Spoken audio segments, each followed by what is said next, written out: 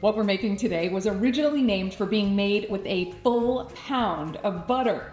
Well, this version we're gonna lighten up, but just a little bit. And we're adding lots of bright and fresh flavor in this lemon pound cake, just limiting the butter to 2 sticks for the batter. Cream that with sugar using a hand mixer or a stand mixer until it's fully combined. Then add in the eggs, mixing again until they're fully incorporated. The freshly squeezed lemon juice and zest goes in. Use a low speed on the mixer until the ingredients are fully combined, and then turn up the speed to aerate the batter. Finally, the flour and baking powder are added. I use Bob's Red Mill 1-to-1 gluten-free baking flour for this recipe, but you can use conventional all-purpose if you'd like.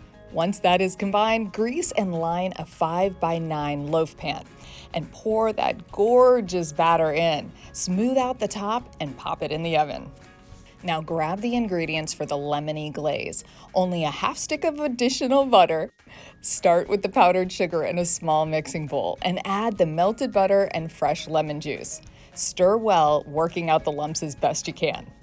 When the lemon pound cake comes out of the oven and is still warm in the pan, looking beautiful and as tempting as it is, pour on the lemony glaze. Sprinkle on the fresh lemon zest. And be patient. Give it about 10 minutes to soak up that sweet, buttery deliciousness before plating it up. Then slice, garnish, and dive in. Now this lemon pound cake may not use a full pound of butter, but it is a beautiful balance of buttery, sweet, and a little bit tart. You can find the recipe for this lemon pound cake at homewithshay.com. Shay Ryan, ABC Action News.